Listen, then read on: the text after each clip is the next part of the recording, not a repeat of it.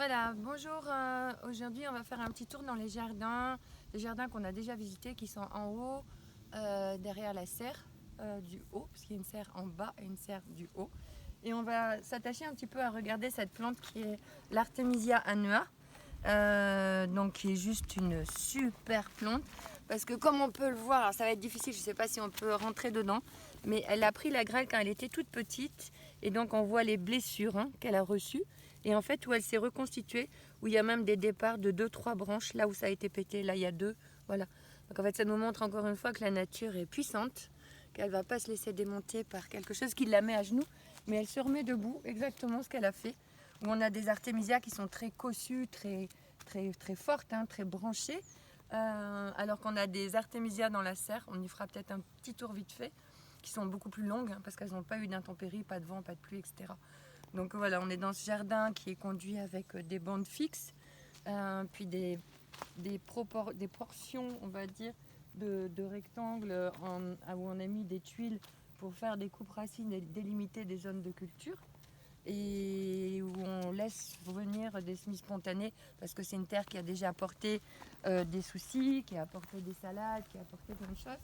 Voilà. Et on est toujours dans les mêmes phénomènes de culture associée.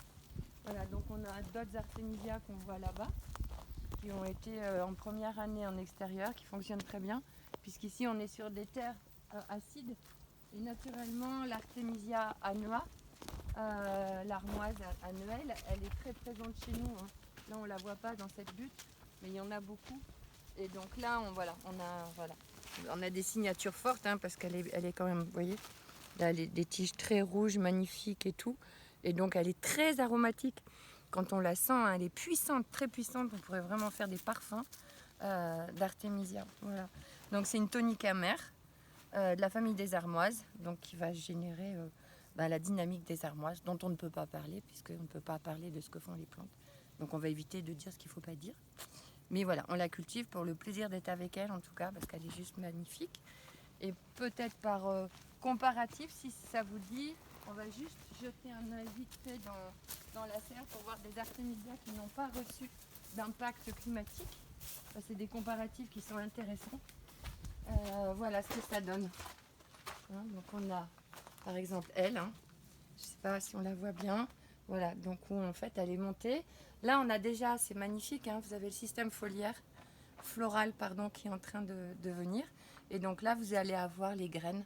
Voilà, donc elle est plus en avance, mais vous voyez comme elle est moins. Alors si on était en médecine ayurvédique, on a des kaphas, et là on a des pitas, que feu, c'est-à-dire elle se débarrasse de tout, elle monte, parce qu'elle n'a pas été impactée par l'extérieur en fait, ce qui lui donne aussi son caractère. Voilà, donc elle est tranquille, elle est déjà à fleur. Voilà, voilà pour aujourd'hui, et une bonne semaine, et puis à la semaine prochaine.